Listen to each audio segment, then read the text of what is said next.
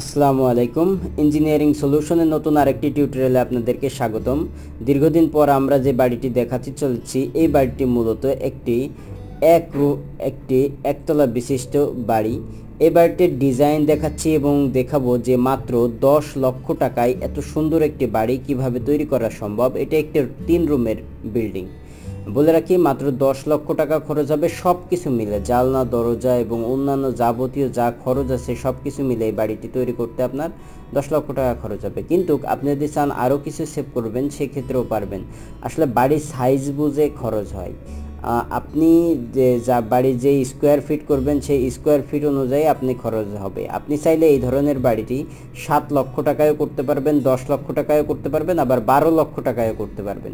তো আমরা দেখব বাড়ির ভিতরে কি আছে এবং কতটুকু স্পেস ইউজ করা হয়েছে, এবং দেখব এই বাড়িটির খরচ কিভাবে। সম্পূর্ণ দেখলে আপনারা বুঝতে পারবেন যে আমরা প্রত্যেকটা স্টেপ স্টেপ কিভাবে খরচ দেখাচ্ছি এবং কিভাবে মাত্র 10 লক্ষ টাকার ভিতরে এই বাড়িটি তৈরি করা গেছে, তার ডিজাইন ডিটেলিং সহ বিস্তারিত। তো আমরা এখন এই বাড়ির ভিতরের ডিজাইনটা দেখব এবং তারপরে দেখব স্টেপ বাই স্টেপ খরচ, এবং তারপরে আপনাদেরকে জানাবো যে কিভাবে আপনারা করবেন এই বাড়িটি। তো প্রথমে আমরা চলে যাব এই বাড়ির ভিতরের ডিজাইনে। তার মানে আপনার দেখব প্রথমে ভিতরে কিভাবে প্ল্যান করা হয়েছে। তার জন্য আমরা ছাদটা খুলে ফেলবো। প্রথমে আমরা ছাদ সরাই ফেললে আমরা প্রথমে দেখতে পাচ্ছি বাড়ির ভিতরের অংশটা। বাড়ির ভিতরের অংশটা এটা আপনারা বিভিন্ন কালার, বা যদি কালার না করেন তাহলে ইট দিয়ে দিতে পারেন। তো এটা বাড়িটা খুবই অল্প জায়গার ভিতরে করা। দেখতে পাচ্ছেন এখানে বাড়ির ভিতরে ঢুকেই প্রথমে বাম সাইডে যে অংশটা দেখছেন, এখানে কিন্তু ছাদটা আমরা সিঁড়িটাও সরাই দিই, তাহলে দেখতে আরও সুন্দর হবে। এই যে আমি সরাই দিয়েছি, এখন দেখছেন প্রথমে বাড়িতে ঢুকে বাম সাইডে আমাদের ডাইনিং ড্রয়িং, তারপরে সামনে আছে আপনার 2টা রুম। লক্ষ্য করেন, সামনে আছে 2টা রুম এবং আপনার এখানে একটা রুম, মোট 3টা রুম, আর এখানে এক পাশে কিচেন আর এক পাশে টয়লেট। তো এই যদি আপনি এত চেপে করেন তাহলে আরও সম্ভব যে এই বাড়িটা আপনি 7 লক্ষ টাকায় করতে পারবেন। তো আমরা এখন চলে যাব যে কিভাবে এত সুন্দর একটি বাড়ি এত কম খরচের ভিতরে হয় এবং বিস্তারিত সমস্ত কিছু। তার মানে 3টে রুম করছেন, কিন্তু অল্প নয়। আপনি আপনার অঞ্চলে শুনে দেখবেন যে অনেক বেশি খরচ হয়, কিন্তু আমরা একটু কৌশলে ডিজাইন করি, যার কারণে আমাদের প্রত্যেকটা বাড়ির ডিজাইনে যথেষ্ট পরিমাণ খরচ কম হয়। তো আপনি যদি চান যে আমাদের কাছ থেকে স্ট্রাকচার ডিজাইন নেবেন, তাহলে অবশ্যই আমাদের সাথে যোগাযোগ করতে পারেন। এখন চলে যাব যে আমরা কিভাবে এই বাড়ির কোন স্টেপে কেমন খরচ হবে। যেমন বেসমেন্ট যদি করা হয়, আমরা এটা ব্রিক স্ট্রাকচারে করেছি, সেক্ষেত্রে বেসমেন্টের মালামাল এইভাবে আসতে পারে।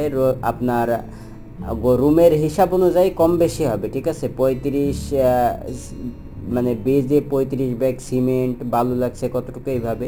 তারপরে ব্রিক ফাউন্ডেশন, মানে ফাউন্ডেশন পর্যন্ত কত টাকা কতটুকু মালামাল খরচ হবে তার ডিটেলিং।